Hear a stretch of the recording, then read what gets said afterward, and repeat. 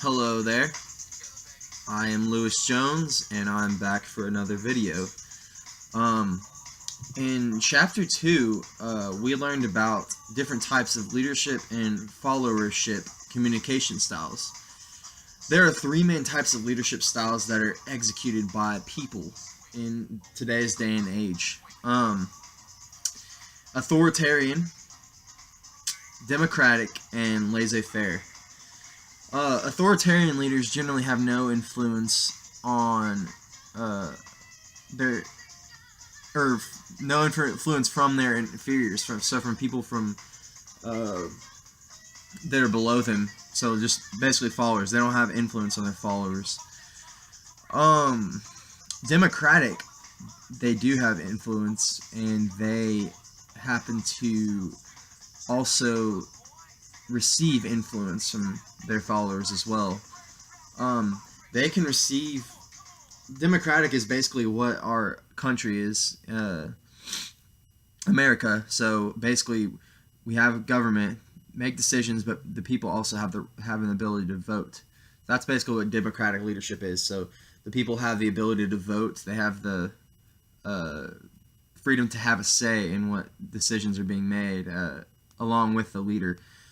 And the last one is laissez-faire leadership, which is typically what I am.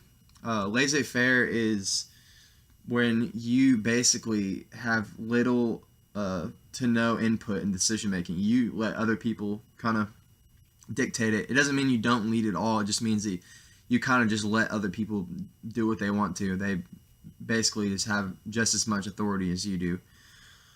Um, so yeah, that those are the types of leadership. So we learned a some lessons from these types of leaders, and they did experiments on children. We learned that laissez-faire leadership is not nearly as productive as democratic leadership. That's because they do not have structure and order to kind of keep them going. So, um, basically, you sit in a classroom and you tell students to or children to like come up with a curriculum, like what let them kind of run the schedule.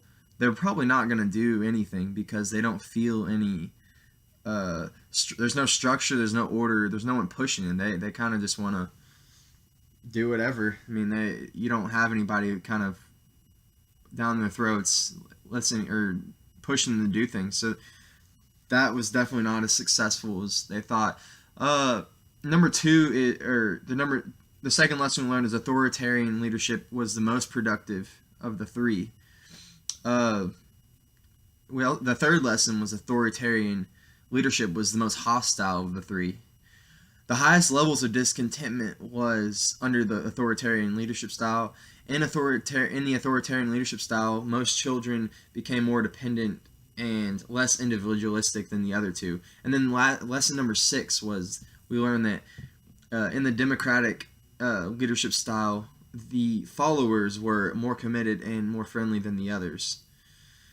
So, my takeaway from this is the best type of leadership, at least on student or on children, would probably be democratic. I do not think it would be laissez-faire once again because children really should not have the freedom to just do what they want to and make their own decisions because they need structure. You have to have structure. You have to have order, or else there's going to be chaos.